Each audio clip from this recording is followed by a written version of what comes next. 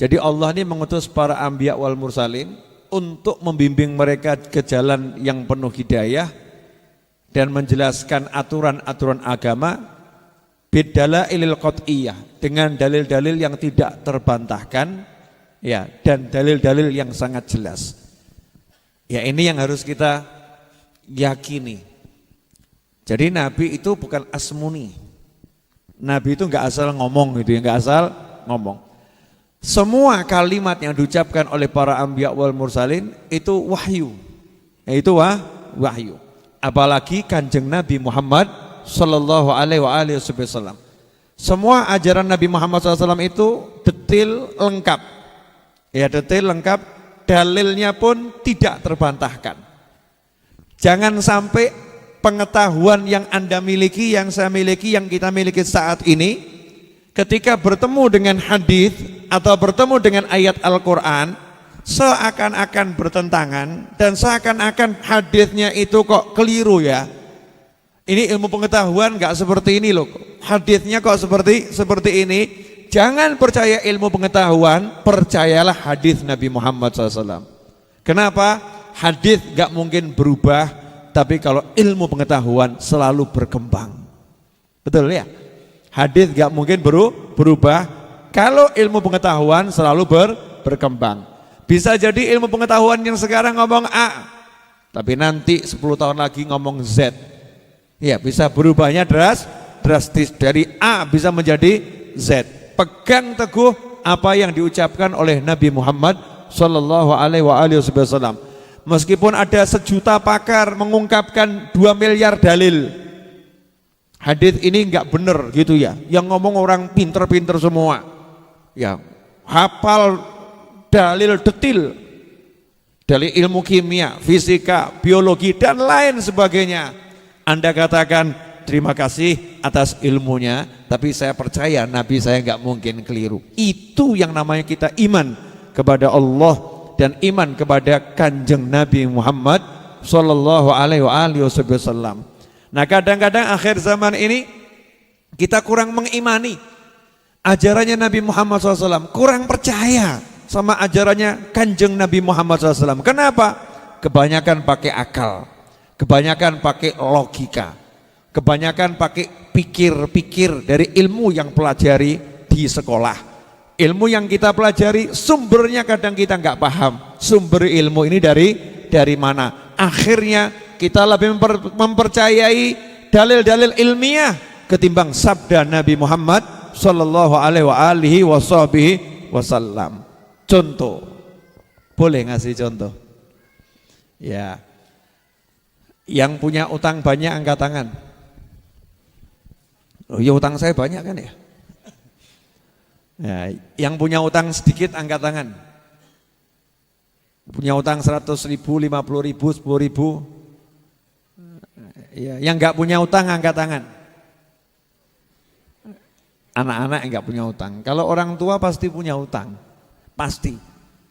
Ya, hutang listrik, hutang PDAM kan ya hutang loh ya. Betul kan ya? Hutang itu. Saya mau nanya, pernah dengar sabda Nabi Muhammad SAW? Iya, kalau kamu punya hutang bil makna ya, sebesar gunung Uhud pun, hutang itu akan dilunaskan.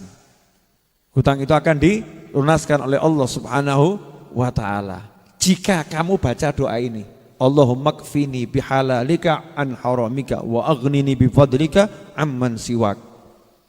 Ya Allah, cukupi aku dengan yang halal darimu, sehingga aku tidak mengambil yang haram. Wa aghnini amman siwak, dan jadikan aku merasa cukup denganmu ya, dan tidak butuh kepada yang lain. Siapa baca doa ini, hutangnya sebanyak gunung Uhud beres. Percaya atau agak ragu?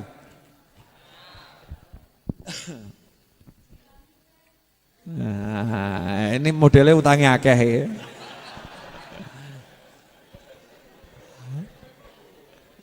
Nanti saya insya Allah share di medsos ya. Kalau diulangi sekarang pelan-pelan nanti tetap ulangi lagi gitu ya. Nanti diulangi di YouTube. Saya akan share nanti 1 menit doa pelunas hutang. Tapi pertanyaannya, Anda percaya enggak dengan Nabi Muhammad SAW? Kalau enggak percaya jangan bilang Muslim. Karena syaratnya Muslim itu mengucapkan 2 kalimat syahadat. Arti mengucapkan 2 kalimat syahadat, syahadat Rasul berarti kamu mempercayai Nabi SAW 100%. Enggak ada satu bagian pun yang tidak kamu percayai. Ucapannya kamu percayai, perilakunya kamu percayai, semuanya engkau percayai sempurna, enggak ada yang kurang. Kalau ada orang bilang Nabi juga manusia biasa bisa salah, ngawur kamu. Masa Nabi bisa salah? Kalau Nabi bisa salah kan bahaya. Ya, Nabi bisa salah. Nabi tidak mungkin salah. Kenapa? Karena beliau memang manusia fisiknya, tapi bukan manusia biasa, manusia yang luar biasa. Ya, kalau salah tidak bisa karena ma'sum, dijaga, dilindungi oleh Allah Subhanahu wa taala. Nabi pernah lupa? Nabi enggak lupa. Boleh saya buktikan? Pernah Kanjeng Nabi SAW sholat 2 rakaat zuhur. Selesai sholat, sahabat nanya, ya Rasulullah, sholatnya itu memang dikurangi jadi 2 rakaat, apakah engkau lupa? Jawab Nabi, aku tidak lupa dan tidak dikurangi. Nyotone 2 rakaat. Sholatnya betul 2 rakaat, tapi Nabi SAW bersabda, aku tidak lupa dan tidak dikurangi. Wis tafsirno dhewe jeblok sirahmu. Paham ya? Aku tidak lupa. Berarti Nabi ingat, betul kan? Tidak dikurangi, berarti tetap 4. Betul ya? Terus kenapa beliau sholatnya 2 rakaat? Lah, disitulah ulama menjabarkan. Karena Nabi mau ngasih contoh, yang model awakku lali. Nah, rampung salam kok iling, sholatnya baru 2 rakaat, tambahi 2 rakaat lagi. Artinya apa? Nabi tidak lupa. SAW. Jelas? Oke. Sekarang saya mau nanya, pilih utangnya lunas gampang atau utangnya lunas ruwet? Lunas gampang. Selama ini lunas gampang atau lunas ruwet? Jawabannya sudah ruwet gak lunas gitu ya. Sudah ruwet gak lunas. Kenapa begitu? Sederhana. Karena yang dikedepankan logika, pola pikir, perencanaan, strategi A sampai Z. Betul atau betul? Nabinya gak dipakai, Allahnya gak dipakai. Allahnya ditinggalkan, nabinya ditinggalkan, dikesampingkan. Ya, sementara yang diandalkan ilmu bisnis, ilmu marketing, ilmu. Tunggu nih Kanjeng Nabi mbok buang. Bahkan komentar, tunggu tok ya ora iso dul. Astagfirullahaladzim wa atubu ilaih. Koplak. Sepuronipun doa saja tidak cukup. Doa kok enggak cukup terus sejak kapan? Usahamu tidak akan pernah cukup. Sehebat apapun engkau berusaha, enggak mungkin bisa. Kenapa? Karena semua di tangan Allah Subhanahu wa taala. Justru doa itu hebat. Hebatnya di mana? Karena tahu semua di tangan Allah. Doa itu artinya kan minta sama Allah. Jadi sebelum apapun aku minta dulu sama Allah. Gusti, lunas. Enak atau? Lunas atau enggak lunas? Lunas. Tapi jenengan mikirnya lunas atau mikir yang lain? Mikir yang lain. Lagi-lagi logikanya menguasai iman. Imannya dimainkan oleh logika. Sehingga apa? Imannya dikesampingkan. Kalau lunas ya insya Allah. Tapi ya kapan Bib? Gitu. Mulai gak mungkin Bib. Saya itu punya temen chatting. Jamaah ini kan banyak yang ngechat saya atau WA nih. Ada satu yang menarik, warga Pekalongan, Mas Fulan, masa disebutkan namanya kan gak enak ya, Mas Fulan. Itu kalau chat sama saya hampir nggak pernah saya balas. Saya suka ngerjain orang emang. Tak baca tok. Tapi Masya Allah orang ini. Saya anggap Mas kalau jenengan lihat video saya ini, jenengan lulus, pertahankan itu. Lulus. Lulusnya apa? Kata Habib, pokoknya kalau mau punya hajat minta sama Allah, terus usaha sebisanya. Saya pengen punya mobil Fortuner, Bib, tapi nggak punya duit. Keren. Murid Habib Novel begini, edan. Pengennya ndak nanggung kan, kelasnya Toyota yang terbaik di kelas itu kan Fortuner yang beredar umum ya. Kalau di atas itu kan yang nggak umum toh, yang umum terbaik kan Fortuner, di bawahnya kan Innova dan kawan-kawan itu ya. Saya minta Fortuner. Saya alhamdulillah Habib, saya udah minta sama Allah Ta'ala seperti anjuran Habib, saya udah berdoa. Sekarang saya akan pergi ke dealer, ke showroom. Masya Allah. Ke showroom, keliling showroom di Pekalongan. Tanya, mobil Fortuner itu yang seperti apa? Gak tahu roh. Masya Allah. Ya, enggak pernah tahu. Masuk dia ke showroom itu, kemudian nanya, mana Fortuner yang ini? Harganya berapa sekian? Ya udah, kan dimintain nomor telepon ya, dikasih nomor telepon. Terus laporan, Habib, ini orangnya showroom menghubungi saya terus. Pak, mobilnya mau dibeli kapan ya? Ya udah, ya nyantai dulu. Dijawabi, keren, pede. Ya pede. Saya nggak pernah jawab, tak baca tok. Hari ini kirim ke saya foto Fortuner, foto-foto aja. Masya Allah. Dia tahu Habib Novel belum punya Fortuner ya, kirim Fortuner, fotonya. Terus ngomong, Habib, saya tuh rencana beli Fortuner itu 3. 1 buat saya, 1 buat guru saya, kiai saya, 1 buat Habib guru saya, 3. Nah Habib pingin warna yang apa? Masya Allah. Iki jenenge mukmin dul. Ini mukmin ini.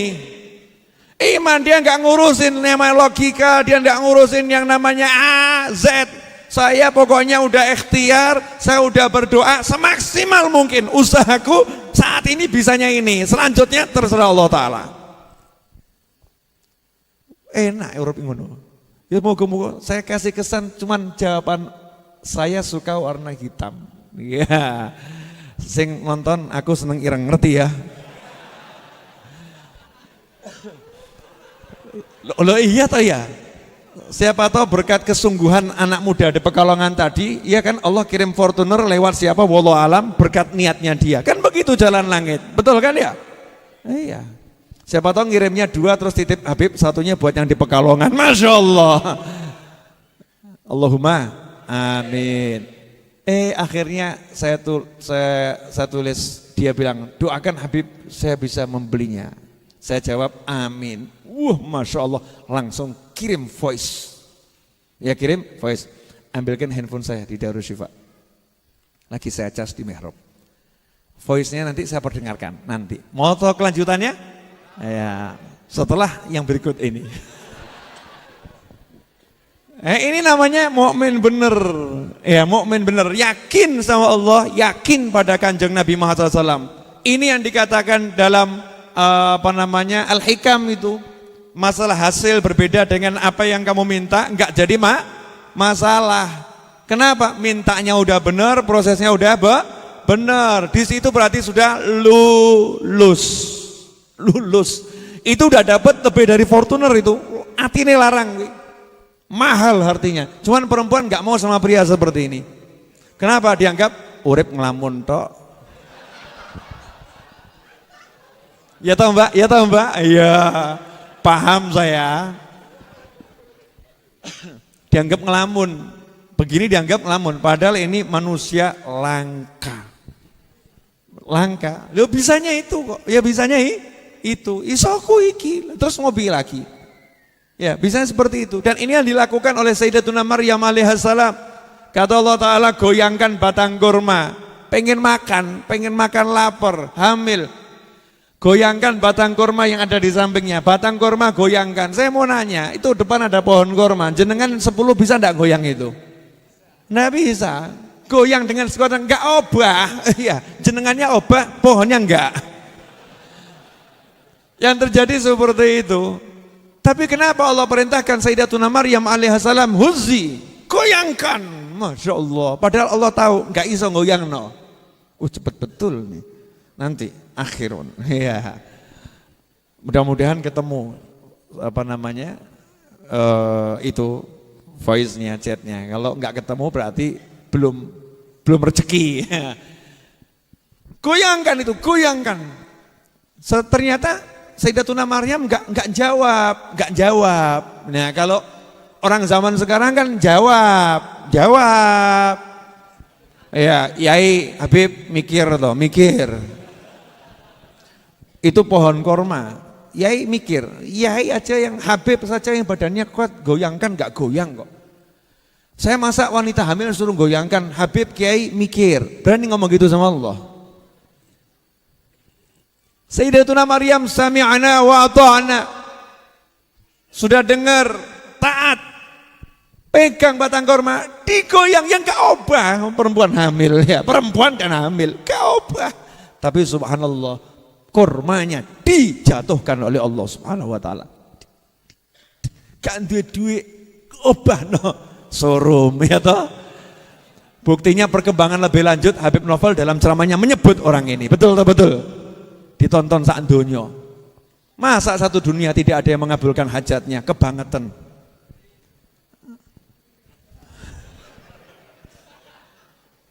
Saya enggak kenal loh, si emas ini saya enggak kenal. Jamaah YouTube. Ya jamaah YouTube, cuman keyakinannya itu Masya Allah, longko, langkahnya luar biasa. Seandainya aku seorang wanita, aku telah melamarnya. Untung lanang. Lanang belanang kan yojok toh ya. Ini kan keyakinannya luar biasa. Dan ini Al-Quran tuh begini, Al-Quran tuh bukan mengesampingkan logika, enggak, logika dipakai. Tapi kalau urusan doa sama Allah Ta'ala, kamu jangan pakai logikamu. Urusan doa jangan pakai logika. Doa itu minta sama Allah. Allah di luar logika. Allah yang punya semuanya. Allah yang ngatur jagat raya. Kun fayakun. Paham? Untuk kok pakai logika. Allahumma, ya saya mau minta Fortuner, ketok yangel Gusti. Gak mungkin. Minta Avanza juga gak mungkin. Bekas juga gak mungkin. Ya Honda motor aja ya Allah, motor PCX, Grand Max, NMAX ya, NMAX, ZMAX dan kawan-kawannya enggak mungkin turun level ya Allah. Allah masih kecil-kecil ya Allah. Ya udah ya Allah, Astrea Star. Amin. Ngomong sama temennya, dongoku masuk akal. Doamu masuk akal, kamunya enggak masuk akal. Kenapa? Karena kamu menganggap Allah enggak mampu mewujudkan hajatmu. Kamu telah mengotakkan Allah, mengecilkan Allah, merendahkan Allah subhanahu wa ta'ala. Untuk doa minta lepaskan logika. Biar Allah berbuat sesukanya Allah ta'ala, menunjukkan kekuasaannya. Yakinlah sama Allah ta'ala. Sanggup? Alah gaya. Songgap sanggup. Nyata ini mikir meneh, Allahumma. Apalagi kalau doanya di samping istrinya, rodo alon-alon. Kenapa? Timbang diedan-edan ke? Mas, ojo stres mas, ojo edan mas. Daripada dibegitukan ya kan ya. Wah pelan-pelan. Yang pede minta sama Allah Ta'ala. Makanya di sini Imam Nawawi rahimahullah, beliau mengatakan ahmaduhu ala jami'i ni'amih. Saya memuji Allah, berterima kasih kepada Allah, bersyukur kepada Allah atas semua nikmatnya. Semua nikmatnya, saking banyaknya nikmat Allah gak bisa dihitung. Tapi beginilah sifat mukmin. Apa itu? Wa as'aluhul mazida min fadlih wa karamih. Dan saya minta sama Allah al-mazid, tambahan. Loh, udah dikasih nikmat macam-macam, minta tambahan. Rakus atau enggak rakus? Rakus. Memang mukmin tuh kalau sama Allah harus rakus. Ya, harus apa ya? Pokoknya jangan pernah merasa cukup kalau minta sama Allah Ta'ala. Dikasih, diterima. Tapi minta terus sama Allah Subhanahu Wa Ta'ala. Itu syukur namanya. Itu namanya syukur. Terima kasih ya Allah. Minta lagi. Boleh ya Allah? Oh boleh. Terima kasih ya Allah. Minta lagi. Boleh enggak? Lo seneng kok ya? Boleh minta ya Allah. Minta lagi ya Allah. Minta lagi ya Allah. Tapi terus ngukur. Nih ngukur. Manusia. Akal logika ngukur. Oh gak mungkin iso. Oh gak mungkin. No, gak masuk akal. Imam Nawawi menjelaskan wa as'aluhul mazida min fadlih wa karamih, min fadlih wa karamih. Ini yang suka dilupakan oleh manusia, min fadlih wa karamih. Allah itu punya fadl, punya karam, dan Allah maha fadl, maha karam. Apa itu? Sisi kemaha pemurahan Allah Ta'ala. Allah itu maha pemurah. Jadi kalau diukur itu ya, sholat kita nggak layak masuk surga. Tapi Allah masuk ke surga bukan karena sholat kitanya, bukan ya. Karena kemurahannya Allah Ta'ala, melebu, masuk gitu ya. Masuk gitu ya, diukur neraka. Maka jangan gaya sama Allah Ta'ala, ya Allah tolong diukur sholat saya dikasih pahala ya Allah. Saya ini sholat loh, capek loh ya. Ini hamba kurang ajar nih. Min fadlih wa karamih, dari sisi kemurahan Allah Subhanahu Wa Ta'ala. Sebetulnya nggak layak, sebetulnya nggak pantas, sebetulnya nggak cukup, sebetulnya nggak bisa. Allah menunjukkan aku maha pemurah, aku maha pemurah, karam wa fadl. Nah ini yang diajarkan sama para wali Allah Ta'ala. Para wali itu gondelannya fadlullah wa karamuh. Pegangannya itu kemurahannya Allah. Gak ada yang mengandalkan usaha, meskipun usahanya maksimal, tapi selalu menganggap usahaku ini gak bisa mendatangkan apa-apa. Gak bisa. Yang bisa cuman Allah, kemurahannya Allah, pertolongannya Allah. Nah ini yang kita pakai enak. Contoh, saya ya sama teman-teman di Ar-Raudhah, termasuk jenengan semua kan kelompok Rodo Edan ini ya. Beli tanah pojok 7,7 M tanahnya, belum nanti bangunnya, betul kan? Ya, tanah baru dikasih DP 1,4 M total sampai hari ini, 1,4 M, berarti masih kurang 6,3 M. Warasnya manusia dapat transferan dari orang-orang ikut andil, disimpan, ditabungkan, kemudian nanti dibayarkan, lunas baru dibangun, betul?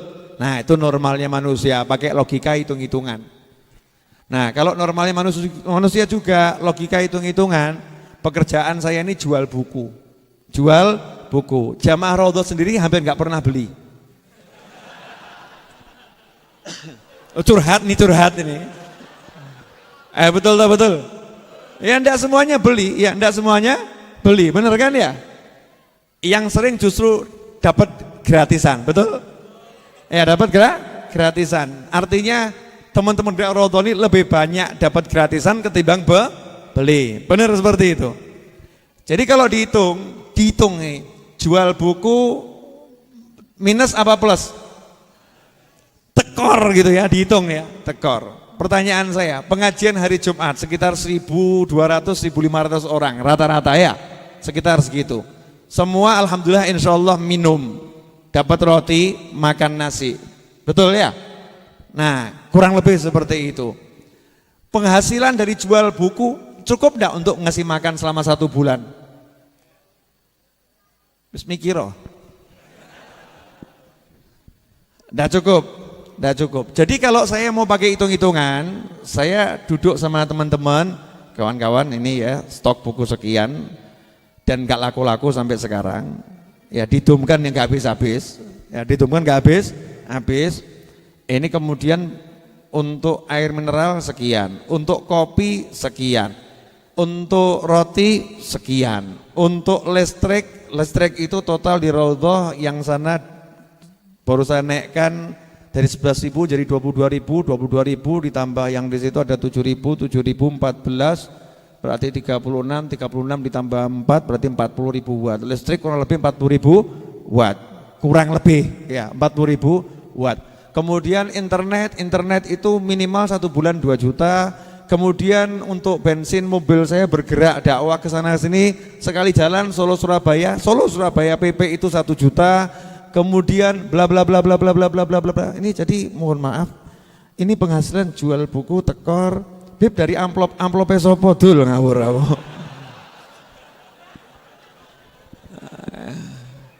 Saya cuma mau ngomong apa adanya, ceramah gitu. Pernah saya ngasih tarif. Saya kan nggak punya asisten toh. Jadi tidak ada orang ceramah tanya asisten saya, kemudian tarifnya Habib Novel sekian nggak ono. Bahkan orang nanya, Beb kalau mau ngasih jenengan berapa? Sakarepmu. Ya sakarepmu. Nah orang ngasih amplop oke ngasih, ada isinya? Ada, banyak atau sedikit? Ya buat saya anggap banyak kabeh, nggak ada yang sedikit. Kenapa? Orang ngasih itu niatnya untuk ikhlas memberi, jadi nggak ada yang sedikit. Tapi cukup atau tekor? Nah itu pertanyaan yang harus dijawab. Gitu kan? Oke, saya masuk hotel rata-rata 700.000, 800.000. Sekali jalan PP bensinnya itu sekitar 1 juta lebih 1,2. Kemudian untuk tolnya kurang lebih 500.000. Berarti kalau di total 1,7 tambah 700 2,5 juta. Kemudian makannya teman-teman satu perjalanan itu kalau pakai nginep ya ngetosnya teman-teman kan makan satu piring nggak cukup. Paham kan ya? Oke. Nah terus amplopnya berapa yang diserahkan ke saya? Ya variatif. Ada yang ngasih 1 juta, ada yang ngasih 1,5 juta, ada yang ngasih 2 juta, ya kan ya? Enggak bertarif. Ada kadang-kadang Masya Allah pas gak punya duit, ada yang ngasih 10 juta. Ini memang di luar logika. Ada yang ngasih 200.000. Ada yang ngasih 200.000. Kenapa? Memang dakwah itu bukan cari duit. Siapa bilang dakwah cari duit? Sudah dibantu orang ngasih duit ya alhamdulillah. Jadi kalau dihitung gak mungkin cukup ngasih makan, apalagi bayar tanah 7,7 M, gak mungkin cukup. Tapi kata Allah jalu terus obahno, betul kan ya? Minta sama Allah Ta'ala dengan apa? Minta doa kepada Anda, minta doa sama orang tua saya, betul ya? Minta doa sama setiap orang saya temui. Kemudian getarkan, cara menggetarkan diantaranya saya sebar informasi, siapa yang ingin ikut andil. Guru saya melarang saya minta, telepon orang tolong saya dibantu, enggak ono. Saya cuma kasih informasi, siapa ikut andil terserah siapapun orangnya. Ada yang ngasih 10.000, ada yang ngasih 20.000, ada yang ngasih 30.000, ya ada yang ngasih 1 juta, ada yang ngasih 5 juta. Tapi rata-rata cek itu buku bank saya 10.000, 50.000, ya 20.000. Bahkan ada yang angkanya keren 11.100, 1 boh guys karepe apa orang abudeng aku. Jadi transfernya itu angkanya 1 gitu ya. Macam-macam ini manusia. Dihitung nggak mungkin cukup ya. Tapi kita segera bangun, bangun, langsung dikejar bangunnya. Biar apa? Cepat bisa dipakai, biar digunakan untuk ibadah. Logika jeblok mas. Makanya saya nggak mau pakai logika. Tapi hasilnya subhanallah sampai hari ini dari 0 rupiah sudah ya terbayarkan 1,4 M. Kemudian pembangunannya udah lebih dari 150 juta yang dikeluarkan, lebih dari itu. Jadi kalau dihitung duit kita konti, ojo takon be aku, sing ngirim Gusti Allah. Silakan tanya sama Allah Ta'ala. Mesti setan bisi. Itu kan Habib Novel. Setan. Tolong jangan ganggu teman-teman saya. Itu kan Habib Novel. Kadang temennya ngomong gitu juga. Ya temennya udah kemasukan setan ngomong, ojo mbok rungokno, itu Habib Novel. Lah Tuhan saya siapa? Allah. Tuhanmu siapa? Allah. Yang Maha Memberi siapa? Allah. Mintalah. Min fadlih wa karomih. Gusti ya Allah, aku gak iso apa-apa, cuman yang saya bisa maksimal lakukan ini ya Allah. Ya, ini ya Allah. Tolong bereskan ya Allah. Ya, Allah malu tolong gak beres. Allah malu, hambaku percaya sama aku. Beres. Ya, pasti beres. Jenengan kira-kira yakin atau gak yakin? Jadi besok mengandalkan doa atau usaha? Doa, terus gak usaha? Ngawur kamu. Ingat kalimatnya tadi, wahuzzi, goyangkan. Oh yang hamil aja suruh goyangkan, kok apalagi yang gak hamil. Bapak-bapak hamil? Gak hamil tapi hamil, gendut perutnya. Goyangkan sebisanya, semampunya, semaksimal mungkin. Makanya saya ngomong sama teman-teman, jangan pernah nganggur.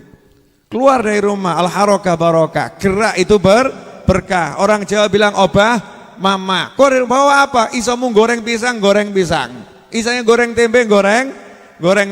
Isanya misalnya bawa dagangan temennya, bawa dagangan. Meskipun gak laku.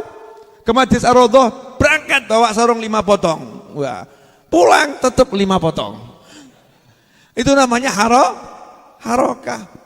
Siapa tahu duduk kenalan nih, saya dagangan sarung nih, kirimkan di WhatsApp, ya gambarnya seperti ini gitu kan.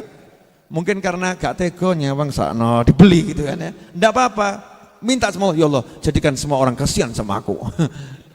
Akhirnya beli daganganku. Boleh, minta sama Allah Subhanahu wa ta'ala. Dan inilah kunci, ya inilah kuncinya para aulia wa sholihin. Selalu mengatakan apa? Min fadlih wa karamih, bi fadlik wa karomik, dengan berkat fadlmu dan karommu. Makanya kita kalau mau ngerayu Allah sering-sering nyebut ya Karim, ya Karim, ya Karim, ya malam-malam sambil jalan gitu kan, ya Karim, ya Karim, ya yang maha pemurah, ya Karim, mas-mas yang jomblo-jomblo itu ya, boleh ya Karim, ya Karim. Sadar diri wajah nggak jelas gitu kan, ya Karim, boleh. Yakin sama karamullah, ya kemurahannya Allah Subhanahu wa ta'ala. Ini alinea 1 sebetulnya banyak pelajaran, cuman kalau diterangkan semua kan ya khatamnya kapan? Ya khatamnya kapan? Jadi ada khatam episode awal, nanti khatam episode yang kedua, khatam episode ketiga, biar sering khatam, ya biar sering khatam. Nanti ilmunya nambah dan ilmunya nambah. Alhamdulillah saya sudah berbicara 45 menit. Bukan urusan saya kalau enggak kerasa. Mau dengar ininya? Sebentar cari dulu. Saya kata kunci Fortuner. Weh, Masya Allah. Nih, boleh saya bacakan chatnya? Habib, saya sudah tanya-tanya Toyota Pekalongan harga mobil Fortuner. Doakan Habib, saya pengen beli mobil Fortuner. 5 ternyata, oh 5 bukan 3, 5. Saya salah ya, 5 bukan 3, maaf mas saya koreksi, 5. 1 buah buat Habib, 1 buat bapak saya, 1 buat abah kiai saya, ya, yang 1 buat kiainya bapak saya. Yang 1 buat saya ngaji di Kendal. Dan saya juga niat supaya bisa main ke tempatnya Habib pakai mobil itu, Masya Allah. Dan khusus buat Habib saya khususkan buat membahagiakan cucunya Nabi Muhammad SAW, supaya kakeknya Habib mengakui saya dan mengenal saya. Masya Allah mas. Nah ini alhamdulillah Habib ini tukang showroomnya Toyota ngasih jempol di status WA saya yang masalah niat moga ini menjadi awal yang baik, hajat cepat kabul, Fortuner 5. Rupanya statusnya itu mau beli Fortuner gitu kan. Nah, ini difotokan chatnya dia sama showroomnya sana ini. Assalamualaikum, waalaikumsalam, ada yang bisa dibantu? Mas boleh nanya-nanya? Boleh mas, monggo, mau tanya apa mas? Terus dikasih tanda jempol Fortuner tadi. Nah ini Rene mas nonton Fortuner, ya iya mas, kok nek wis ono waktu senggang tak rono mas. Keren ya, subhanallah.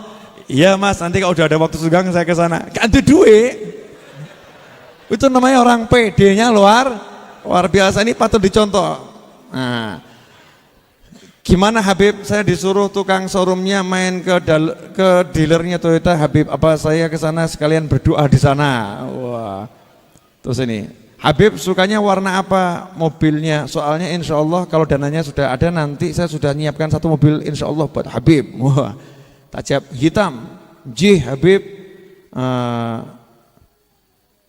Habib putih insya Allah moga-moga enggal diijabah Habib. Soalnya saya juga sudah bilang sama guru saya belikan satu mobil dan diaminkan guru saya, insya Allah guru mursyid Habib orang tasawuf gitu ya.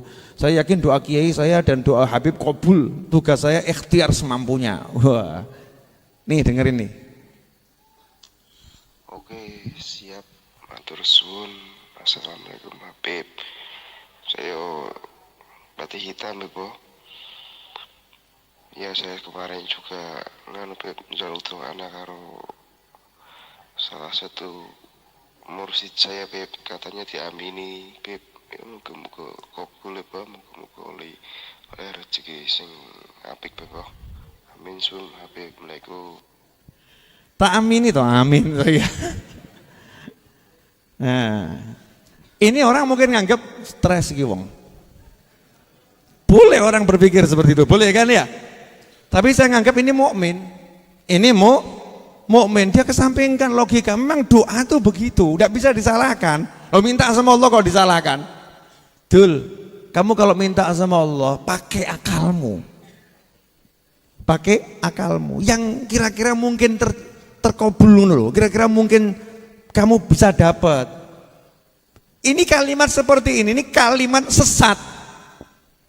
Kalimat sesat. Kalau minta sama Allah yang masuk akal, yang masuk akal. Minta sama Allah yang masuk akal. Pertanyaan saya, apakah ada yang tidak masuk akal buat Allah Subhanahu wa taala? Semua masuk akal, bisa. Allah maha bisa. Betul. Iya. Oh, Nabi Sulaiman tuh mintanya juga aneh. Duduk gitu. Siapa yang bisa mindahkan tahta Balqis ke sini secepat mungkin? Singgasana ratu yang terkuat di masa itu suruh mindah ke depan Nabi Sulaiman. Itu permintaan biasa atau luar biasa?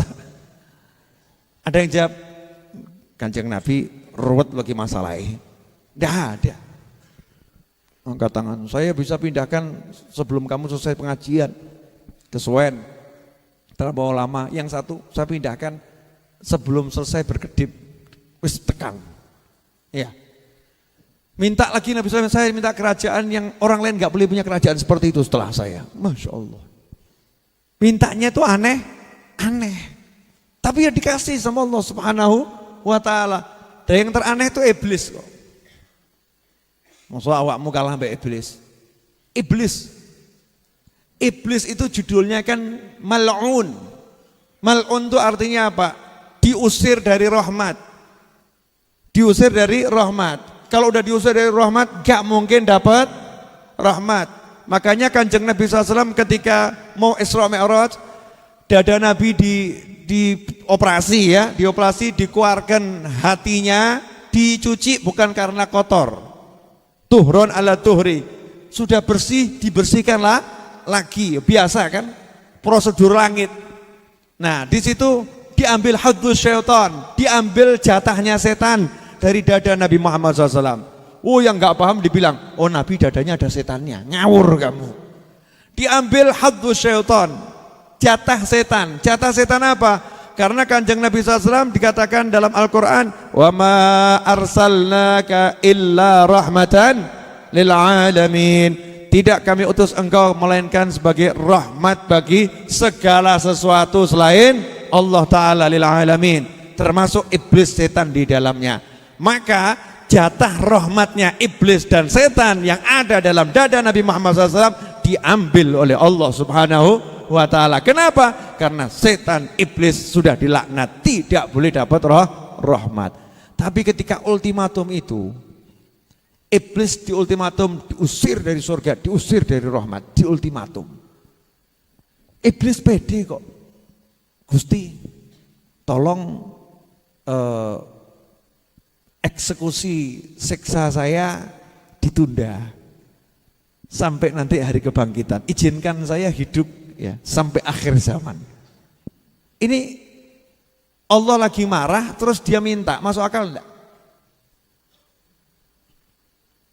Gini loh Mas, ada satu pria, ini jangan dibandingkan sama Allah ya, jangan. Allah enggak bisa dibandingkan, cuman saya mau ngasih pendekatan yang sesuai dengan kepala kita ya. Jangan jenengan dan enak. Ada orang gitu aja. Ada orang laki-laki marah sama istrinya. Saya akan usir kamu, kata pria tadi. Istri yang ngomong, Mas, aku minta satu permintaan. Apa? Serahkan semua hartamu kepadaku. Sama senyum. Please ya Mas ya, aku kasih duit yang banyak. Tambah nesu apa enggak tambah nesu? Tambah ngamuk kan?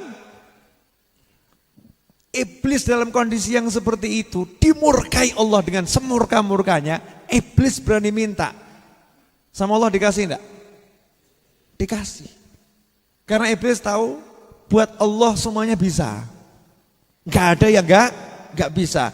Masa kamu kalah sama iblis? Yang iblis itu memang iblis. Apa kamu lebih iblis dari iblis?